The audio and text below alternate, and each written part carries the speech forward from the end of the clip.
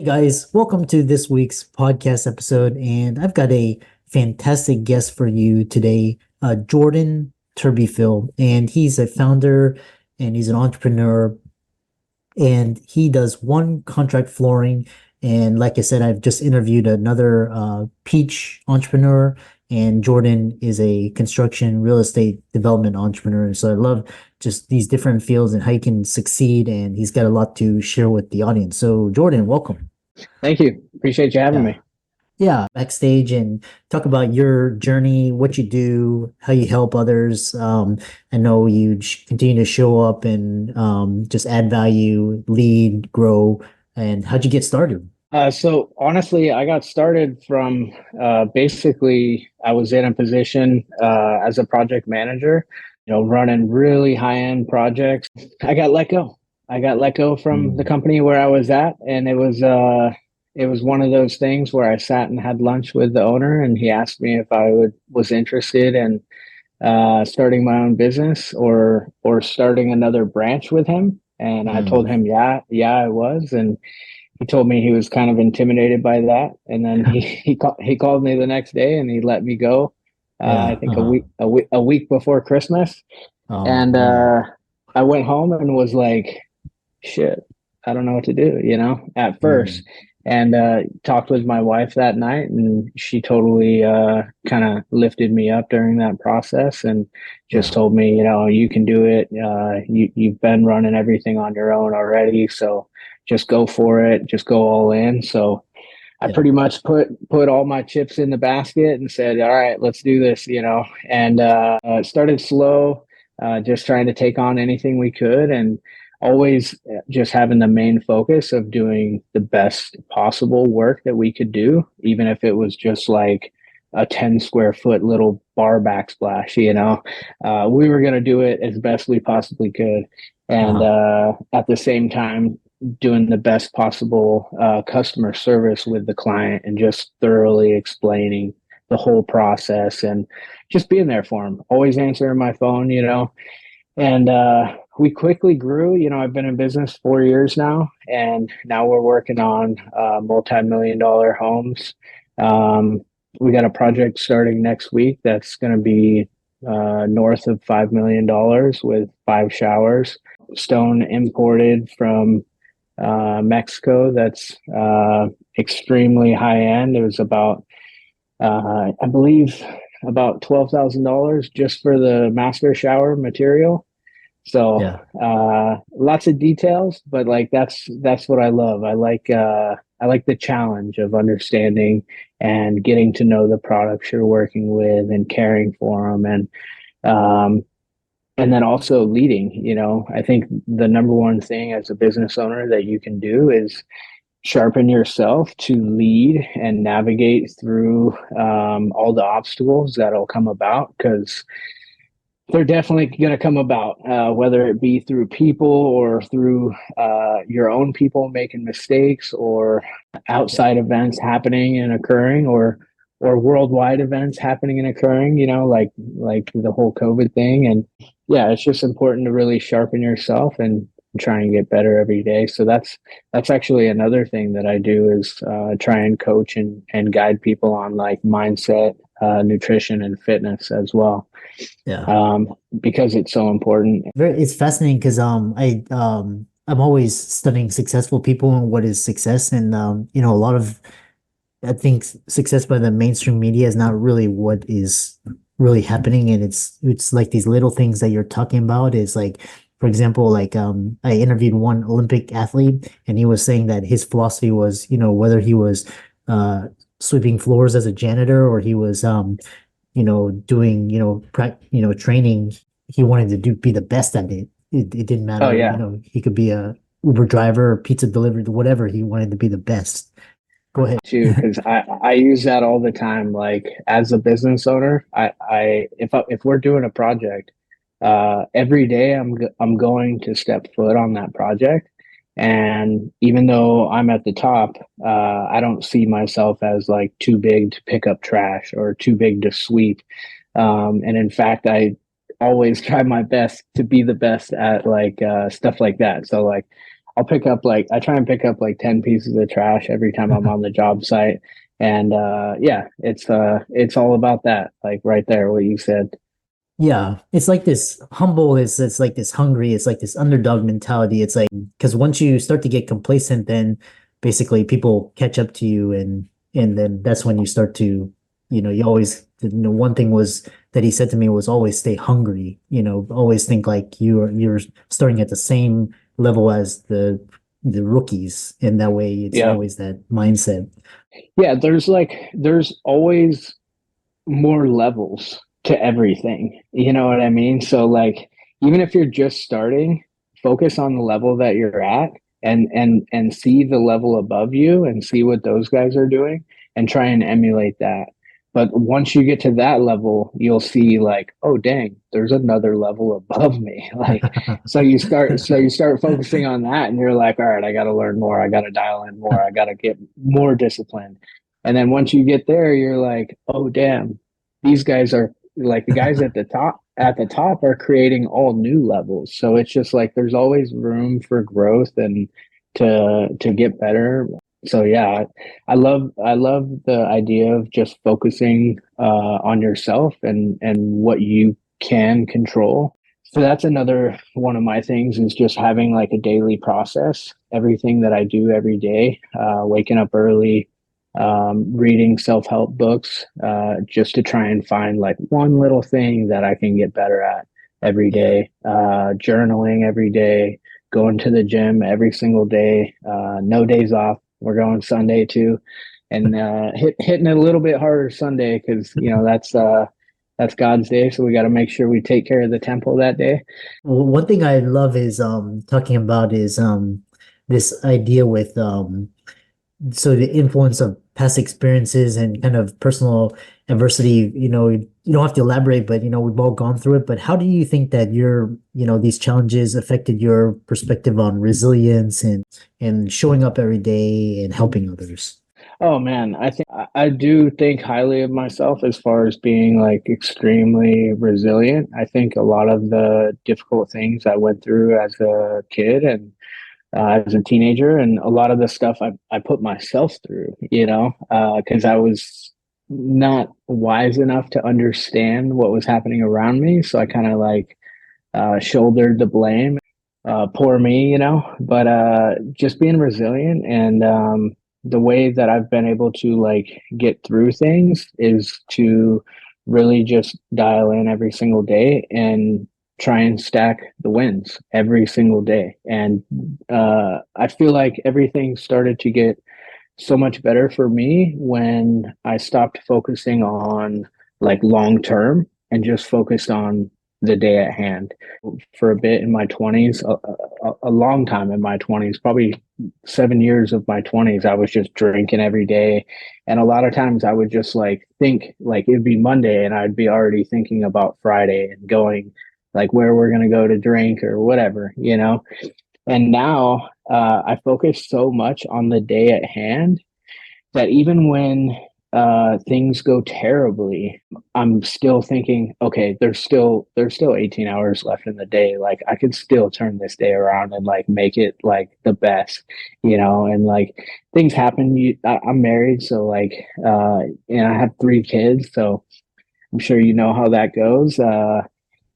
Even when things don't go perfectly as planned, I try not to have like too much expectations and just focus on turning the day around and just being positive and attacking it and getting better. So it's like anything that comes about it's just a test to see if you're going to break character. And there's so much strength and restraint, so if you're able to restrain yourself from breaking and like screaming at your kids or getting upset with your wife, there's so much strength in that. And when you continue to like tell yourself that, uh the next day you're going to wake up, you're going to be that much better. You know what I mean? I love every day. I try and just thank God every day when I wake up. It's like we got another day, let's get it. Yeah, I love that, and I love this mindset, especially with wife and kids can really throw a wrench. Basically, you could have the best laid plans, and kids will just there's like all bets are off, and you just have to Oh yeah, adapt. we have an 18-year-old, and then we also have a newborn. He's almost 8 months, and the 18-year-old, he's driving his own car. We actually just got home from his senior baseball game. He pitched, I think, the first 5 innings and had a bunch of strikeouts. So I Uh, made sure to be there, and then a lot of times, like I would love to be up at like 4 in the morning, but at the same time, it's like you only have a baby for so long. So what I've been doing lately is making sure to spend as much time with the baby at night when he's more relaxed, and it has definitely thrown off my schedule, but you got to just be able to adapt. So like I've been putting him to bed every single night, and then as soon as he gets to sleep, I go to the gym, and every night every night or morning I'm in the gym till about 2 in the morning. Set my alarm for 6, wake up at 6 a.m., get to work, and just get better.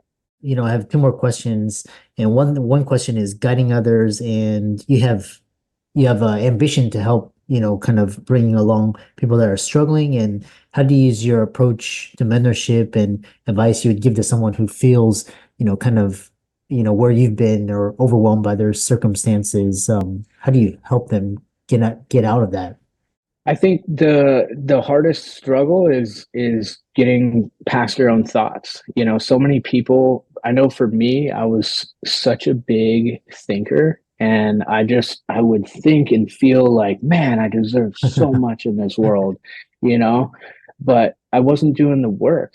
And Mm. your work ethic and the things you accomplish each day define your worth. And only you can define your own worth. So if you're just sitting and thinking that you're worth a lot but you're not doing any action, you got to start putting in the work.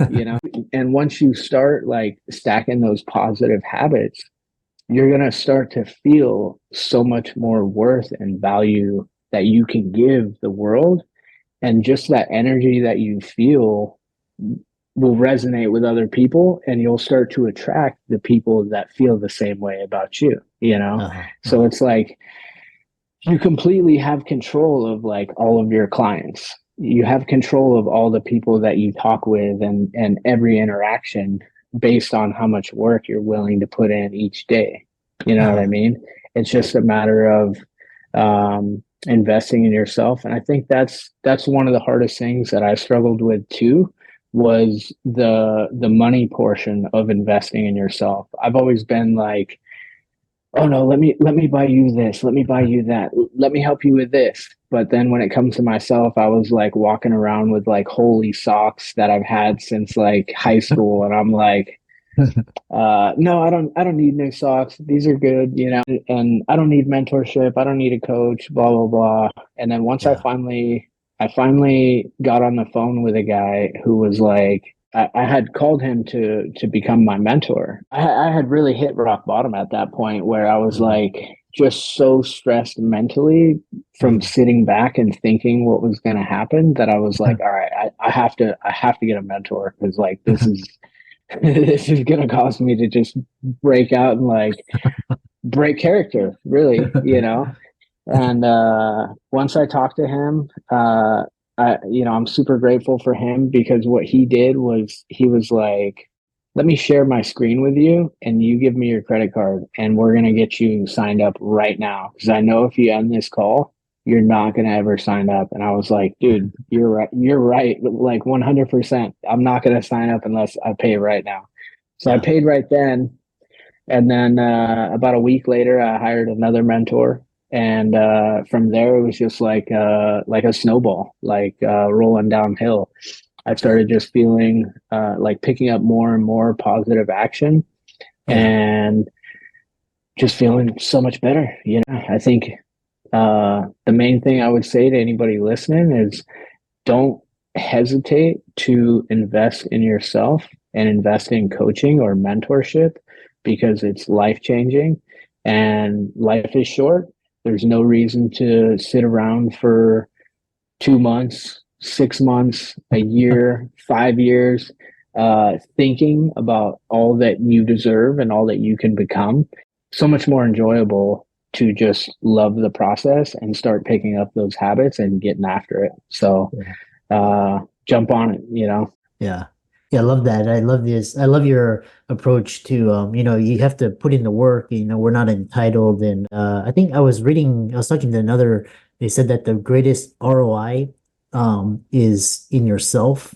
And I was in also in your like if you start a business, you can have the greatest ROIs, but it takes work. You got to get the reps in, you got to get the skills in order to see those successes. Final question, and this one thing is a vision for change, and you aspire to be a kind of a spark for positive, and then especially the trades. And so, what specific changes do you hope to inspire in individuals and communities, and how do you plan to achieve this? Oh man, I love this question. So I would love to just inspire people and really the whole world to just uh, change from the past thinking of drinking. It's I can just say the word drinking and everyone already assumes that I'm talking about alcohol, and that is what I'm talking about. You know what I mean? You get pulled over by a cop and they're like, "Have you had anything to drink today?" It's like, well, yeah, I've had water, you know, but yeah, realistically, I feel like alcohol is pushed by the powers that be and by so many people. Friends use it against their other friends to, push them to do things they shouldn't do, and I feel like it causes a lot of anxiety, unhappiness in homes. And then when you're doing it around your own kids too, you're setting just such a poor example.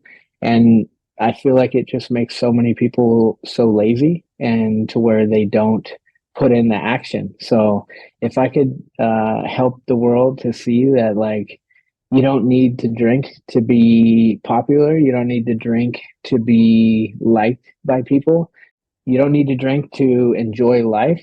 Once you start putting in all that action, positive action every day, you're going to realize, like, it doesn't matter to be liked by the people who are just trying to push you to do things that are going to negatively affect your life. You know what I mean? Yeah, I would love to help just so many people in that realm just get better. How can people reach out to you? And because I know you do a lot of work with remodeling and construction. If people want to check out your company and reach out to you, follow you on socials, how can they do that?